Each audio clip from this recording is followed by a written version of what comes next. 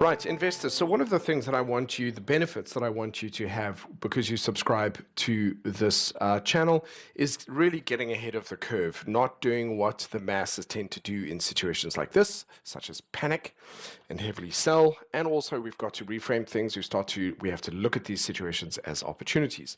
The best time to build your stocks portfolio is when there is some form of market crash. Now, there's a lot of doom and gloom out there, absolutely, and a lot of hysteria and mania and manic stuff, but we are going to be looking at this pretty from a technical perspective. And so this video is going to take you through a quick analysis of the global markets. I'll do another one on Sunday, obviously my usual one for everybody, but for you guys exclusive. We're also going to have a look at a couple of examples of stocks because obviously we're going to build up a very diverse portfolio and the opportunity to collect. Some or all of you may have heard about how Warren Buffett has been kind of pooling cash at the moment, and that is because, similar to what you guys are going to be able to do, he has detected there will be an opportunity around the corner, which there will be, and it is very much a patience game. So very quickly, one of the things I want to talk about here is the dollar index. Just to draw your attention to it, let's go look at it from a monthly perspective, just to get a sense of that. It was very much range bound going back to December 22 until it broke out sort of December 24. So for 2 years ping-ponging around, it's come back into that range. It now looks very likely to continue to the bottom of the range. So I'm not going to presume to think what's going to happen to the dollar in the coming years. Just shorter term, it is likely to head down towards 100. And so that will provide us with some potential insights into just some general weakening of the dollar. Let's have a quick look at the Dow Jones. So again, you hear a lot of drama out there, and it all sounds absolutely terrible. But when you start to look at the Dow, this is a daily chart. When you get a look at the weekly chart here, you get a lot more perspective. First of all, it is range bound. At this point, the market, although it has experienced a sell-off, let's just call it a sell-off, over the last 3 weeks, we're still sitting higher than we did, for example, in January. Okay, we're still range bound. We're still potentially heading down to the bottom of the range. But to give you some perspective, despite all the drama, we're still sitting higher than we did 2 months ago. Okay, if we go look at it from a monthly perspective, we're letting off some very much needed buying pressure, letting some of that off, and we're right now towards the moving averages. It is possible we may well find support in this area. All right, let's not presume to think what's going to happen if we break through that. We'll deal with that when that happens. Could we ultimately, if we end up going into a bit of a bear market or just another bigger correction similar to this, where would we likely have a pullback to? We'd see an opportunity to come back down towards, say, 36,000. And so for us, that would be obviously a very good buying opportunity.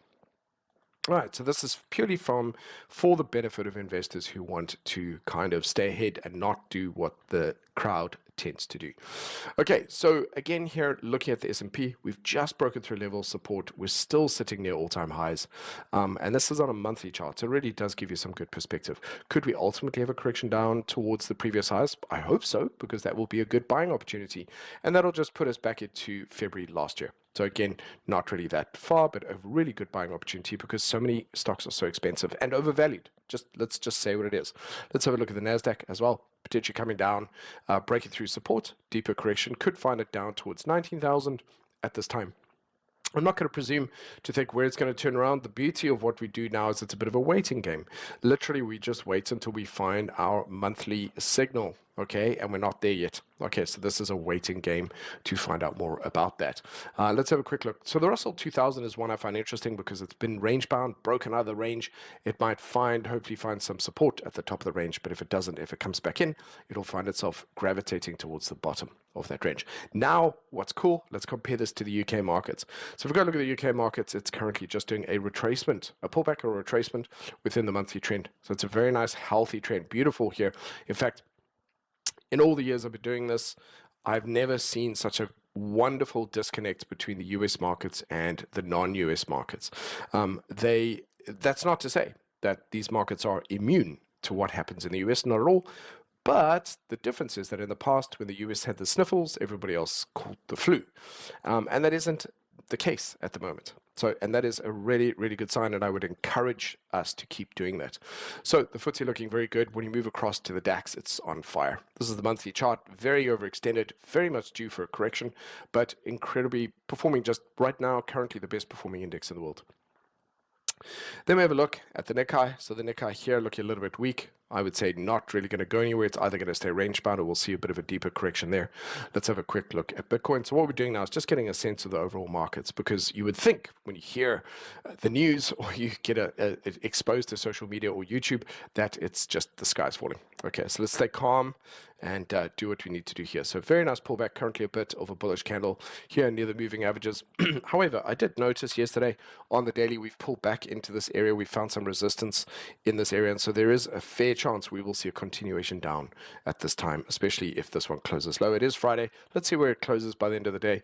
But we've got non-farm payroll, don't forget, so we could see a massive swing wildly all over the place. It's going to be really interesting. I might just have to do my weekly after that. But yes, we could see as a result of NFP, it's possible we could see a break back up into this range, or we could see a smash down towards this level of support. And so currently that daily is setting up more for a correction to the downside. All right, anything else? Let's just have a look here. So let's have a look at the Hang Seng. Hang Seng is doing very nice, breaking here to new highs. Very nice uptrend on that monthly time frame. So that looks really nice. So again, just repeating that the US market's taking a bit of a hit right now. Non-US markets appear to be coping relatively well.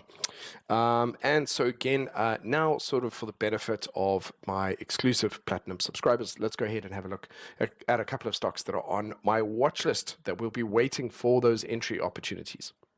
So the first one will be Coca-Cola. It's not actually